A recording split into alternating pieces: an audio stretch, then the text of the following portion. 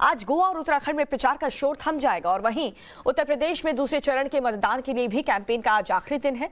गोवा में सभी 40 विधानसभा और उत्तराखंड की सभी 70 विधानसभा सीट पर एक ही दिन यानी कि 14 फरवरी को मतदान होने वाला है। ये एक अहम खबर है। इसी दिन उत्तर प्रदेश के 9 जिलों में 55 सीटों के लिए वोटिंग होगी। वहीं बंगाल में टीएमसी में सब कुछ ठीक नहीं चल रहा, इसे लेकर के शाम को अहम बैठक भी होने वाली है। और इसके अलावा हिजाब विवाद में अब अमेरिका की एंट्री हुई है, ये खबर भी आज दिन में गरमाई रह सकती है। खेल की बात करें तो आज IPL 15 के लिए बेंगलुरु में खिलाड़ियों की नीलामी होगी। 590 प्लेयर्स पर बोली लगेगी। आज से मुगल गार्डन आम लोगों के लिए खुल रहा है, ये भी एक अहम जानकारी आपको दे दे।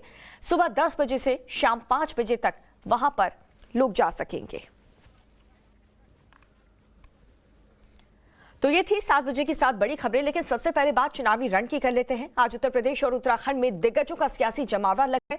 पीएम मोदी आज दोनों राज्य में चुनावी सभाएं करेंगे और वहीं गृह मंत्री अमित शाह, योगी आदित्यनाथ, राजनाथ सिंह, प्रियंका गांधी, अखिलेश यादव और दिल्ली के डिप्टी सीएम मनीष सिसोदिया भी कैंपेन करेंगे। आपको ये भी बता दें कि उत्तराखंड में आज चुनाव प्रचार का आखिरी दिन है। वहां पर 14 फरवरी यानी कि सोमवार को सभी 70 सीटों के लिए वोट डाले जाएंगे और यही वजह है कि आखिरी दिन इन सभी पार्टियों के दिग्गजों ने देवभूमि में अपना पूरी ताकत लगा दी है, जबकि कुछ रैलियां उत्तर प्रदेश में भी आज होने वाली है।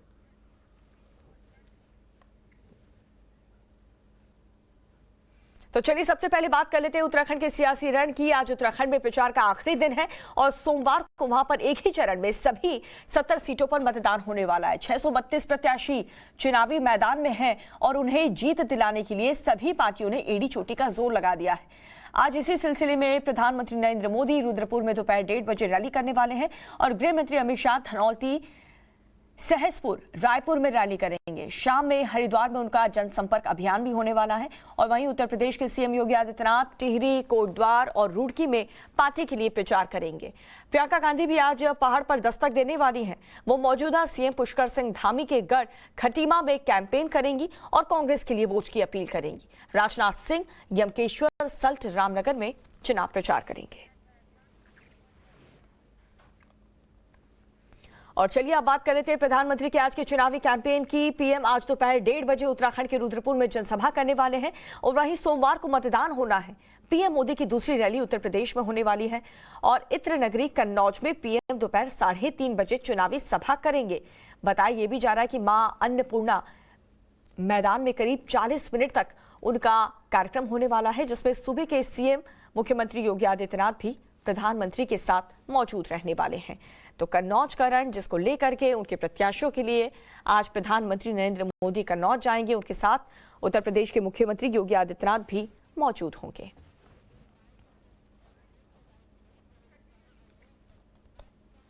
तो आज गृह मंत्री अमित शाह भी उत्तराखंड के मिशन पर रहेंगे। वो सुबह 11 बजे धनौल्टी में पहली जनसभा को संबोधित करने वाले हैं और उसके ठीक 2 घंटे बाद यानी कि दोपहर 1 बजे वो सहसपुर में अपने पार्टी उम्मीदवारों के लिए लोगों से वोट मांगेंगे।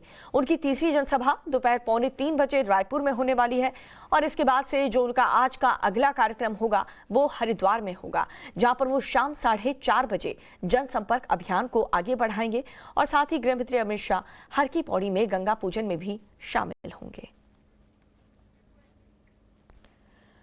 तो प्रधानमंत्री नरेंद्र मोदी से लेकर के गृह मंत्री अमित शाह हर कोई चुनाव प्रचार में आज अपनी पूरी ताकत लगाएगा, क्योंकि उत्तराखंड में 14 फरवरी को वोट होने हैं और आज आखिरी दिन है उत्तराखंड में चुनाव प्रचार का। ऐसे में प्रधानमंत्री से लेकर के गृह मंत्री हर कोई मैदान में है, चुनाव प्रचार कर रहा है। अपने कैंडिडेट के लिए वोट की अपील करने के लिए जनता के बीच होंगे, चाहे वो प्रधानमंत्री हो, मुख्यमंत्री योगी आदित्यनाथ हो उत्तर प्रदेश के, या फिर गृह मंत्री अमित शाह। तो अलग अलग जगहों पर बीजेपी के तमाम दिग्गज नेताओं की रैली होने वाली है। एक तरफ गृह मंत्री अमित शाह तो दूसरी तरफ प्रियंका गांधी भी आज मैदान में हैं। वो खटीमा में प्रियंका गांधी आज अपनी पार्टी के लिए प्रचार करने वाली हैं, यानी कि विपक्ष भी चुनाव प्रचार में पीछे नहीं है। खटीमा उत्तराखंड के सीएम पुष्कर सिंह धामी का गढ़ है और वो इसी सीट से लगातार 2 बार जीत करके विधानसभा में गए हैं और सीएम का ताज उनके सर पर चढ़ गया और अब उन्हीं के कीड़े को सेंध लगाने के इरादे से आज प्रियंका गांधी मैदान में उतरेंगी। लेकिन इन सब में वो कितनी कामयाब हो पाती हैं, ये 10 मार्च को पता चल जाएगा। और प्रियंका गांधी आज सीएम पुष्कर सिंह धामी के गढ़ में हैं, जिसे लेकर के धामी ने उन पर करारा वार किया है। उन्होंने कहा है कि प्रियंका सिर्फ लड़की हूं, लड़ सकती हूं का नारा दे सकती हैं, खुद कभी चुनावी अखाड़े में उतरती नहीं है। हम इस समय मौजूद हैं खटीमा क्षेत्र में और खटीमा में इस समय मुख्यमंत्री अपने क्षेत्र में सभी लोगों के साथ मौजूद है। आइए बात करते हैं। मुख्यमंत्री जी, सबसे पहला सवाल, सबसे बड़ा मुद्दा क्या है और क्या आपकी फरमाइश है? नहीं, देखिए, इस बार मुद्दा विकास का है और हमने जो काम किया है हम उन्हीं कामों को बता रहे हैं, उन्हीं कामों को लोगों को बता रहे हैं। और उत्तराखंड की देवतुल्य जनता हमारे भाव को जानती है कि हम क्या करना चाहते हैं और हमने क्या किया है। प्रियंका गांधी जी आ रही हैं, कैसे देखते हैं आप? देखिए, प्रियंका गांधी जी हो, राहुल गांधी जी आते ही रहते हैं। वो कांग्रेस वालों के लिए 4 धाम में से 2 धाम वो भी हैं, तो आते जाते रहते हैं। और प्रियंका जी कहती हैं कि मैं लड़ सकती हूँ, लड़की हूँ, लड़ती हूँ, लेकिन कहीं से लड़ती नहीं है वो, केवल कहती हैं। अच्छा, मेरा एक और सवाल है कि सबसे प्रमुख काम कौन सा ऐसा रहा जिसको लेकर आप जनता के बीच में? नहीं, बहुत सारे काम हैं। हमने 550 से भी ज्यादा फैसले लिए हैं।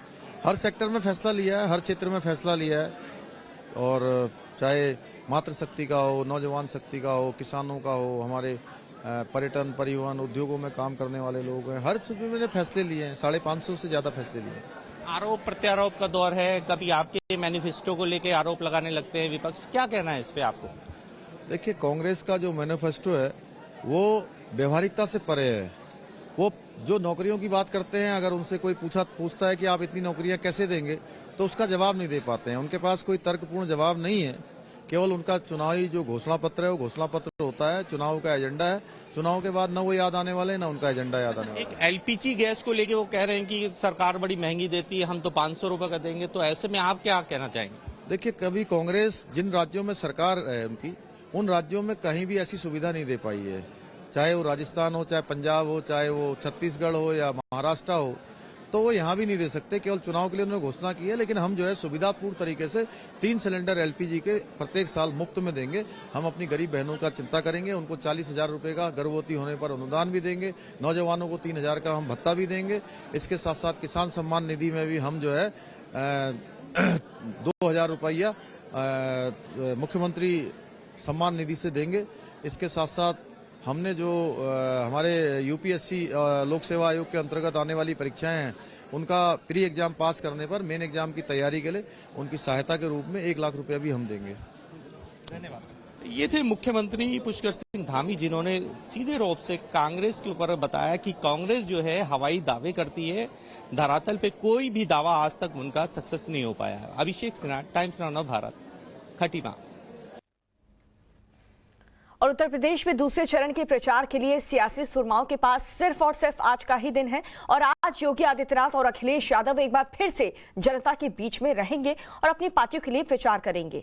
योगी देवबंद अमरोहा में आज विरोधियों पर तीखे बाण छोड़ेंगे, तो अखिलेश यादव बदायूं में हुंकार भरेंगे। यानी कि दोनों ही दिग्गज नेता, एक तरफ भारतीय जनता पार्टी के स्टार प्रचारक योगी आदित्यनाथ, तो दूसरी तरफ विपक्ष का बड़ा चेहरा अखिलेश यादव बदायूं में चुनावी सभा करने वाले हैं। दूसरे चरण के लिए आज का आखिरी दिन है चुनाव प्रचार करने का। ऐसे में कोई कसर नहीं छोड़नी चाहती कोई भी बड़ी पार्टी। ऐसे में भारतीय जनता पार्टी हो चाहे समाजवादी पार्टी हो, सभी दिग्गज नेता आज चुनाव प्रचार में जुट जाएंगे।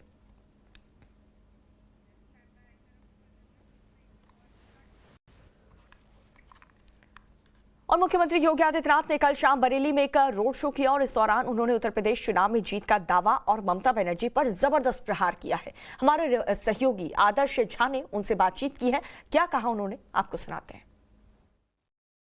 उत्तर प्रदेश के मुख्यमंत्री योगी आदित्यनाथ इस वक्त हमारे साथ मौजूद हैं और बरेली में रोड शो कर रहे हैं। मुख्यमंत्री जी, पहले चरण के बाद क्या लगता है आप लोगों को, कैसा उत्साह है, क्या कुछ बदलाव दिख रहा है आपको? ये अपार जन समर्थन भारतीय जनता पार्टी की डबल इंजन सरकार को मिल रहे जनता के पार स्नेह को प्रदर्शित करता है। और प्रथम चरण का चुनाव कल संपन्न हुआ है। भारतीय जनता पार्टी प्रचंड बहुमत के साथ 10 मार्च को परिणाम आएंगे, सरकार फिर से बनाएगी। महाराज जी, आपने कई जनसभाओं में और हर जगह पर लगभग जिक्र होता है मथुरा का, अयोध्या का, काशी का। क्या राम मंदिर के बाद अब मथुरा एक बड़ा मुद्दा होगा डेवलपमेंट के साथ साथ धार्मिक स्थान के तौर पर? हमारे लिए ये हमेशा मुद्दा था, राजनीतिक मुद्दा नहीं, आस्था से जुड़ा हुआ मुद्दा। अयोध्या हो, काशी हो, प्रयागराज हो या मथुरा, सभी जगह का समग्र विकास डबल इंजन की सरकार कर रही है। आस्था का सम्मान भी है और भौतिक विकास के बड़े बड़े प्रोजेक्टों को आगे बढ़ाने का काम कर रही है। ममता बनर्जी अभी आई हुई थी उत्तर प्रदेश और वो अखिलेश यादव के समर्थन में कह रही थी कि अगर हम यूपी पता कर लेते हैं तो फिर केंद्र उनको हटा देंगे। देखिए, ये मुंगेरी लाल का सपना देखना कोई बुरी बात नहीं है। बंगाल संभलता नहीं और आए हैं वो यूपी में उपदेश देने के लिए। मुझे नहीं लगता है कि जनता जनार्दन उन पर विश्वास करेगी। महाराज जी, एक और चीज़ देखी गई है कि जो भाषणों में आपने भी कहा कि मई जून में मैं शिमला बना दूंगा, गर्मी का मौसम आ जाएगा, और उस तरफ से भी कुछ बयान आए हैं। क्या लगता है आपको, आप इसको कैसे देखते हैं पूरे? देखिए, जो लोग दंगाई थे, पलायन कर रहे थे, पलायन कराने के लिए जिम्मेदार थे, जब समाजवादी पार्टी ने उन्हें टिकट दिया तो स्वाभाविक रूप से उनके जो वक्तव्य आए थे, उनके वक्तव्य का, उनके क्रिया की ये प्रतिक्रिया थी जो हम लोगों ने कहा है कि भाई देखो, गर्मी मत दिखाओ, 10 मार्च के बाद सारी गर्मी शांत हो जाएगी। एक आखिरी सवाल है महाराज जी, लखीमपुर खीरी का मसला बहुत ज़्यादा बढ़ा हुआ है और उसमें जो आशीष मिश्रा है उनको जमानत मिल रही है, उसको लेकर क्या कहेंगे दूसरे चरण के पहले? न्यायालय से जुड़ा हुआ मामला है, सरकार इसमें कहीं नहीं जुड़ी है। बहुत शुक्रिया बातचीत करने के लिए। देख सकते हैं आप कि मुख्यमंत्री योगी आदित्यनाथ बरेली में रोड शो कर रहे हैं और इस दौरान आप देख सकते हैं कि बड़ी संख्या में जो भीड़ है, जन समर्थन है, वो यहाँ पर आपको दिखेगा। ना सिर्फ आगे बल्कि अगर मैं आपको पीछे की तस्वीरें दिखाऊं तो देख सकते हैं कि यहाँ पर लोगों के साथ साथ जो गाड़ियाँ हैं उसका काफिला आपको नजर आएगा। तमाम मुद्दों पर खुलकर बातचीत की टाइम्स नाउ नवभारत से और साफ तौर पर कहा कि जो भी मुद्दे हैं उसके बारे में क्रिया की प्रतिक्रिया होती है और जिस तरीके का जवाब विपक्ष की तरफ से आता है वैसा ही जवाब देते हैं। इसके साथ साथ ममता बनर्जी पर भी टिप्पणी करते हुए कहा कि बंगाल उनसे संभलता नहीं है और यूपी के वो सपने देख रहे हैं, एक तरीके से मुंगेरी लाल के हसीन सपने हैं। कैमरामैन सत्यदेव सिंह के साथ आदर्श सिंह, टाइम्स नाउ नवभारत, बरेली। और सरकारी संपत्ति को फैमिली प्रॉपर्टी बनाना राजनेताओं की आदत बनती जा रही। दरअसल आरटीआई में हुए खुलासे के मुताबिक सोनिया गांधी ने अपने घर के किराए का जो भुगतान है वो पिछले 1 साल से किया ही नहीं है। और इतना ही नहीं, कांग्रेस मुख्यालय का भी किराया अभी भी बाकी है।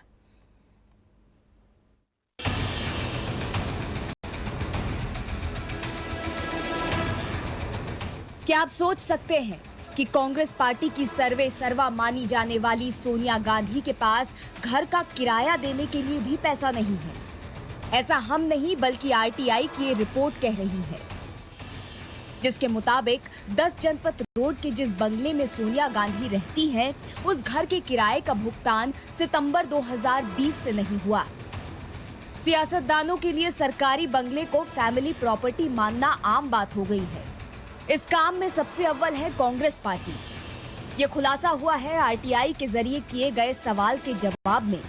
रिपोर्ट में कहा गया है कि कांग्रेस नेताओं की ऐसी कई संपत्ति है जिसके किराए का भुगतान नहीं किया गया है, जिसमें सोनिया गांधी के आवास के साथ कांग्रेस सेवा दल का मुख्यालय भी शामिल है। रिपोर्ट के मुताबिक कांग्रेस सेवा दल के मुख्यालय के किराए का आखिरी भुगतान दिसंबर 2012 में किया गया था। 9 साल से किराए का भुगतान नहीं किया गया है। फिलहाल 2,69,902 रुपया बकाया है। मेरे पीछे ये बंगला जो आप देख रहे हैं 26 अकबर रोड, कांग्रेस, अखिल भारतीय कांग्रेस सेवा दल का मुख्यालय है। और ये इसका जो अलॉटमेंट हुआ था वो अलॉटमेंट हुआ था दिसंबर 2012 में। एआईसीसी यानी जो ऑल इंडिया कांग्रेस कमेटी ने अपने ऑफिस उपयोग के लिए इस बंगले को लिया था। टाइप 8 का ये बंगला, जो कि अगर आप इस पूरे रकबे की बात करें तो 558 स्क्वायर मीटर में फैला हुआ है। किराया बकाये की कहानी सोनिया आवास और कांग्रेस सेवा दल के मुख्यालय पर ही खत्म नहीं होती। आरटीआई के जवाब में बताया गया है कि सोनिया गांधी के निजी सचिव विंसेंट जॉर्ज के सरकारी बंगले का भी किराया बाकी है, जो नई दिल्ली के चाणक्यपुरी में कई एकड़ में फैला है। पिछले 7 साल से किराया बाकी है। किराए का आखिरी भुगतान अगस्त 2013 में किया गया था। विंसेंट जॉर्ज के बंगले पर 5,07,911 रुपए का बकाया है।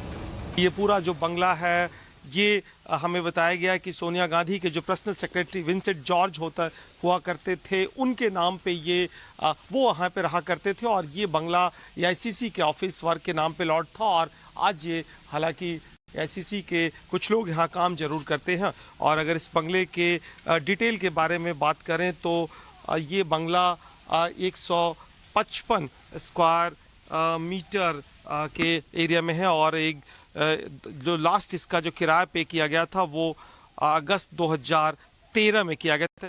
किराया बकाये को लेकर सियासत भी तेज हो गई है। बीजेपी हमलावर हो गई है। अमित मालवीय ने ट्वीट कर कहा कि सोनिया गांधी ने पिछले 1.5 साल से अपने घर का किराया नहीं भरा है। सोनिया गांधी ने प्रवासी मजदूरों से टिकट भुगतान को लेकर बड़े वायदे किए थे। हालांकि कांग्रेस इकलौती पार्टी नहीं है। हर पार्टी में ऐसे कई नेता मौजूद हैं जो संवैधानिक पद छिन जाने के बाद भी सरकारी संपत्ति पर जमे रहते हैं और किराया नहीं देते। सवाल है कि ऐसे नेताओं के खिलाफ कार्रवाई क्यों नहीं होती। ब्यूरो रिपोर्ट, टाइम्स नाउ नव भारत। तो ऐसी तमाम बड़ी खबरें हम लगातार आगे भी आपको दिखाते रहेंगे। फिलहाल रुक रहे हैं बहुत छोटे से ब्रेक के लिए। आप देखते रहिए टाइम्स नाउ नव भारत।